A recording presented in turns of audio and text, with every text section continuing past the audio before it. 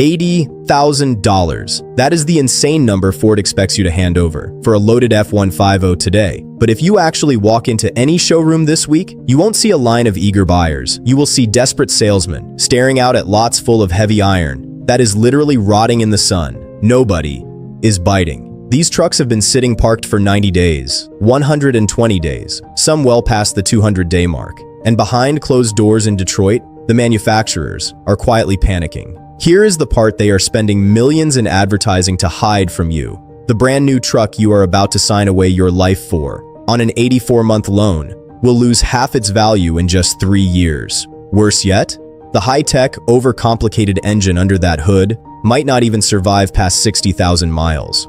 The real working hands, the contractors, the farmers, the people who actually build this country, have completely walked away from the new car lots. They cannot play this game anymore. After more than 20 years in this trade, tearing down blown-up engines from every major brand, I've seen this industry pull every single dirty trick in the playbook. But what is happening right now, in 2026, is completely different. This is the exact moment the entire pickup truck market broke.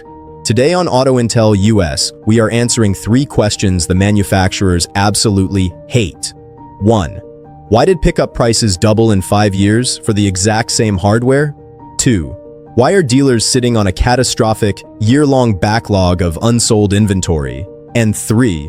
Why is every single major manufacturer quietly recalling the very engines they sold you as bulletproof? If you are shopping for a truck, or you already have one sitting in your driveway, this is the most expensive video you will watch this year. Let's start with the price tag, because that is where the whole illusion begins. In 2018, a loaded F-150 Lariat had an MSRP of about $48,000. Today, that exact same trim level will run you $68,000. Think about that. Same truck, same assembly line, same factory workers. That is a $20,000 premium. And what did you actually get for that extra 20 grand? A slightly bigger infotainment screen, a heated steering wheel, and a bunch of glitchy software you didn't ask for.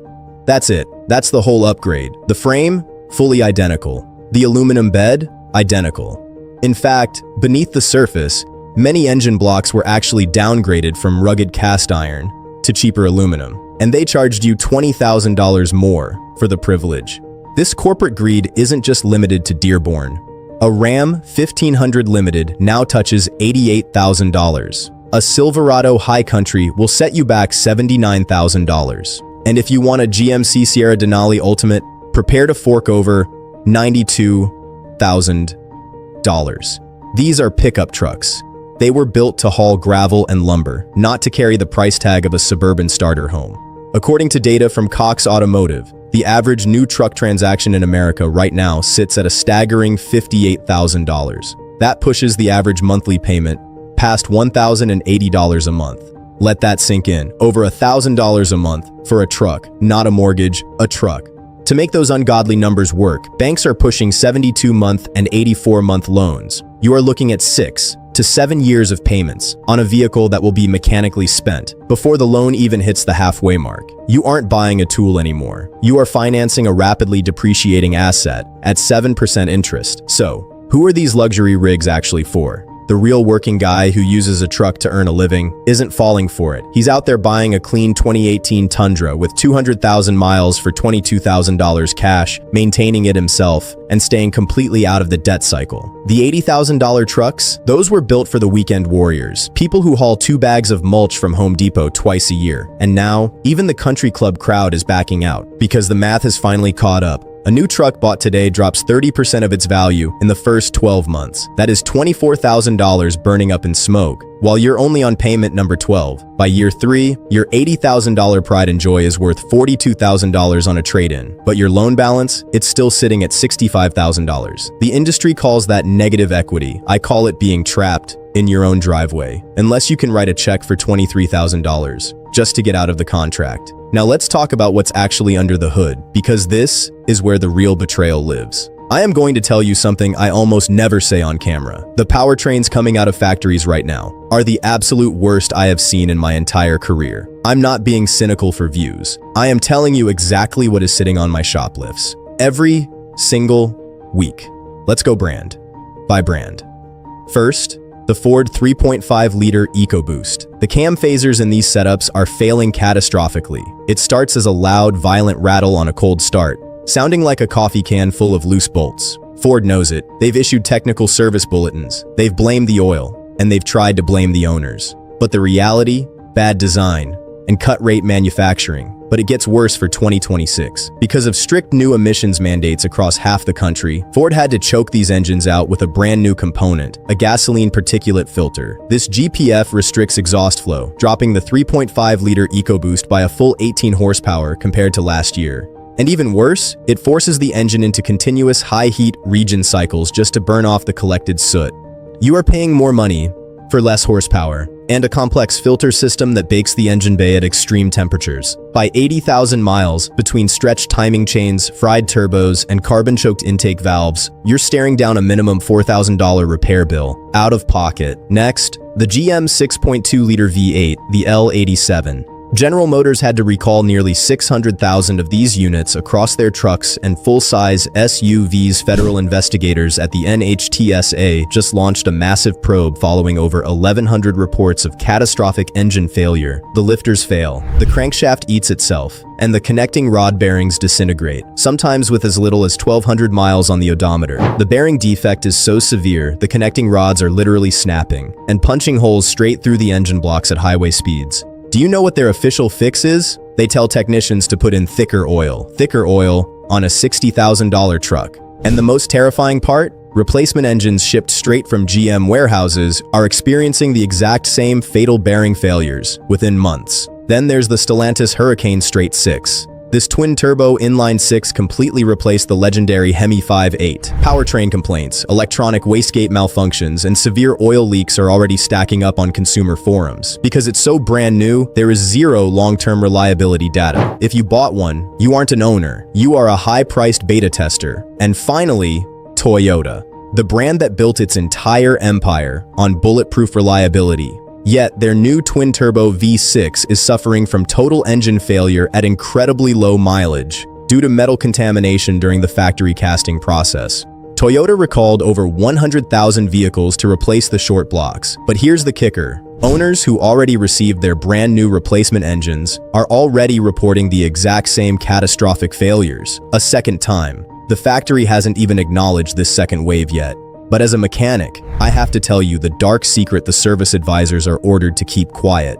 The mechanical failure isn't even the worst part anymore. The true nightmare begins after your truck gets towed into the dealership. Because of the sheer volume of these massive multi-engine recalls, the automotive parts supply chain in America has completely broken down. If your GM 6.2 or your Toyota V6 shatters tomorrow, you aren't looking at a 3-day repair. Dealerships are running on a 3 to 6 month backlog just to source replacement short blocks and wiring harnesses. Think about that logistical reality. You are trapped making an $1,100 monthly payment on a luxury piece of iron that is sitting dead in a service bay, while the service department tells you they don't even have a loaner vehicle to give you because their entire fleet is already handed out to other stranded owners. The manufacturers are charging premium, record-breaking prices for engines they know have systemic flaws, and then leaving you stranded on a waiting list for months when they inevitably fail. Before we wrap up this mechanical side, we have to talk about the massive elephant in the room that is going to completely redefine the used truck market over the next 5 years. The death of the simple powertrain. For decades, the recipe for a million-mile truck was dead simple: a naturally aspirated, large displacement V8 or a heavy-duty inline diesel.